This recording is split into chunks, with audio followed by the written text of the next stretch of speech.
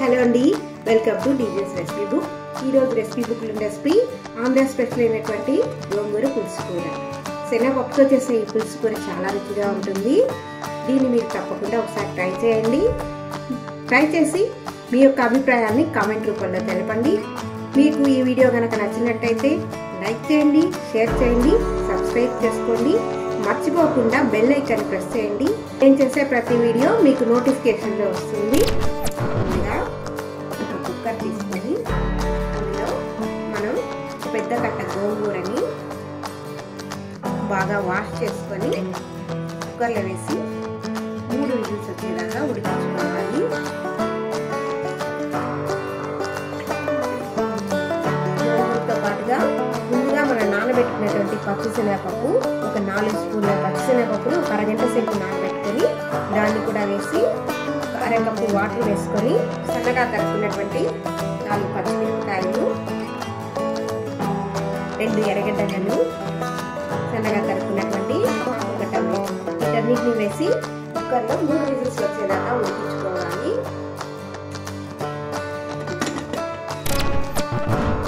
Cooker వచ్చే లోపల మనం ఒక పొడిని ప్రిపేర్ చేసుకుందాం. అందులో బాణలు పెట్టుకొని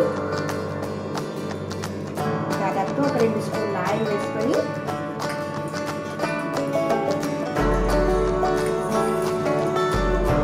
ఒక స్పూన్ ఆవాలు, 1/2 స్పూన్ మెంతులు,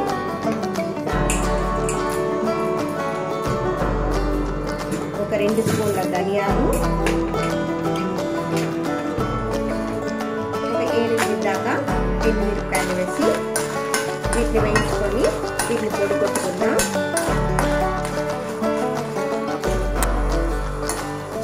చూసారు కదా, ఇవి వేగిపోయాయి.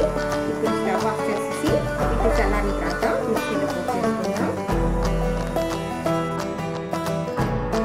కుక్కర్లో 3 విజిల్లు వచ్చి స్టవ్ ఆఫ్ చేసిన తర్వాత ప్రెషర్ రిలీజ్ అయిన తర్వాత ఓపెన్ చేసుకుంటాం. చూసారు కదా, ఇప్పుడు దీన్ని ఎంచుకోవాలి. మీ దగ్గర పప్పు గుత్తి ఉంటే దాంట్లో కూడా ఎంచుకోవచ్చు, కానీ బాగా ఉడికిపోయిందే కాబట్టి గరిటెతో కూడా బాగానే ఎంచుకోవచ్చు.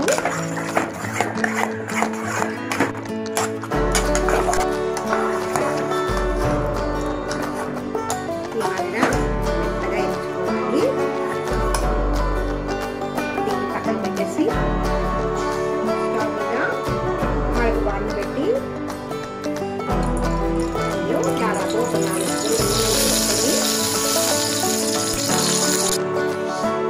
నూనె కాగిన తర్వాత ఆవాలు,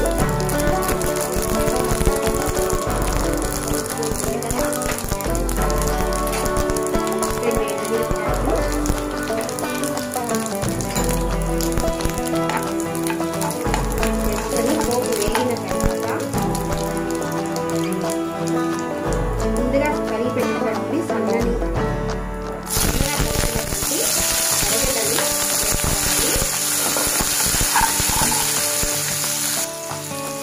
ఎర్రగడ్డలు కొద్దిగా వేగిన తర్వాత కచ్చా పచ్చాగా దరుచుకున్న వెల్లుల్లిపాయల్ని ఒక 4 వేసుకోవాలి.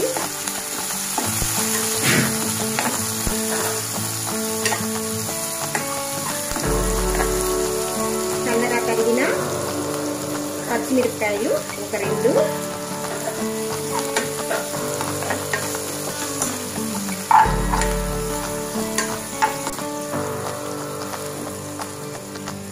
సన్నగా తరుక్కున్న టమాటో ఒకటి, ఈ 2 వేసి బాగా వేపుకోవాలి.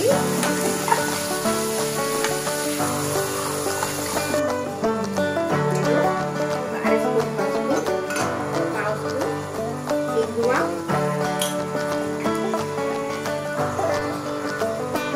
రుచికి సరిపడినంత ఉప్పు,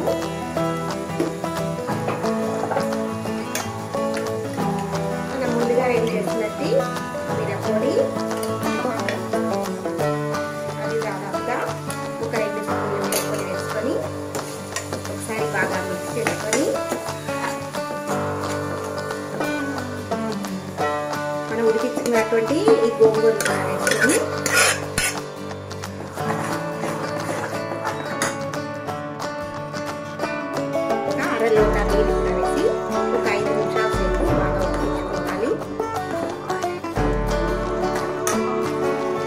దగ్గరకు వచ్చిన తర్వాత స్టవ్ ఆఫ్ చేసేసి సర్వింగ్ బౌల్కి మార్చుకుందాం.